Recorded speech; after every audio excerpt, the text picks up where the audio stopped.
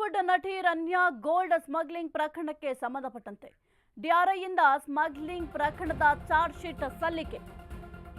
Sandalwood ನಟಿ Ranya Rao gold smuggling ಪ್ರಕರಣಕ್ಕೆ ಸಂಬಂಧಪಟ್ಟಂತೆ ಡಿಆರ್ಐಯಿಂದ ಸ್ಮಗ್ಲಿಂಗ್ ಪ್ರಕರಣದ ಚಾರ್ಜ್ ಶೀಟ್ ಸಲ್ಲಿಕೆ.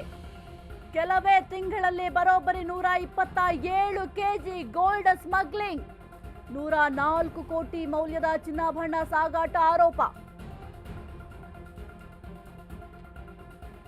ಜಸ್ಟ್ 5 ತಿಂಗಳ ಅವಧಿಯಲ್ಲಿ 127 ಕೆಜಿ ಗೋಲ್ಡ್ ಸ್ಮಗ್ಲಿಂಗ್ ಕೇಸಲ್ಲಿ 2200 ಪುಟಗಳ ಚಾರ್ಜ್ ಶೀಟ್ ಅನ್ನು ಸಲ್ಲಿಸಿದ್ದಾರೆ.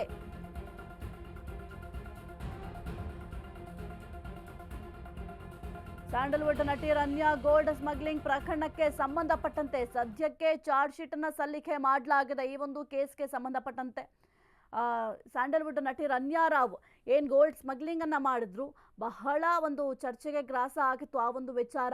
ಇವರು ಈ ರೀತಿ ಮಾಡ್ತಾರೆ ಅಂತ ಯಾರು ಕೂಡ ಅನ್ಕೊಂಡಿರಲಿಲ್ಲ. ಆದರೆ ಕೆಲವೇ ತಿಂಗಳಲ್ಲಿ ಬರೋಬ್ಬರಿ 127 ಕೆಜಿ ಗೋಲ್ಡ್ ಸ್ಮಗ್ಲಿಂಗ್ ಮಾಡಿದ್ರಂತೆ, 104 ಕೋಟಿ ಮೌಲ್ಯದ ಚಿನ್ನಾಭರಣ ಸಾಗಾಟ ಮಾಡಿದ್ರು ಎಂಬ ಆರೋಪ ಕೂಡ ಇತ್ತು.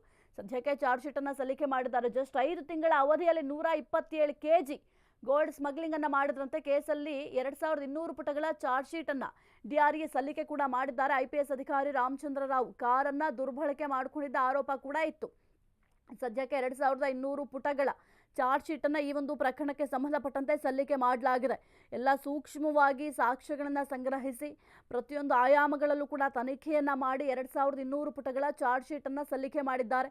ಈಕೆಯ ಹಿಂದೆ ಯಾರಿದ್ರು, ಈಕೆ ಯಾವಾಗಿನಿಂದ ಈ ಒಂದು ಸ್ಮಗ್ಲಿಂಗ್ ಕೆಲಸದಲ್ಲಿ ಭಾಗಿಯಾಗಿದ್ರು, ಎಷ್ಟು ಕೆಜಿ ಸ್ಮಗ್ಲಿಂಗ್ ಮಾಡಿದ್ರು, ಅದೆಲ್ಲದರ ಬಗ್ಗೆ ಕೂಡ ಕೂಲಂಕುಷವಾಗಿ ಪರಿಶೀಲನೆಯನ್ನ ಮಾಡಿ 2200 ಪುಟಗಳ ಚಾರ್ಜ್ ಶೀಟ್ ಅನ್ನ ಸದ್ಯಕ್ಕೆ ಸಲ್ಲಿಕೆ ಮಾಡಿದ್ದಾರೆ.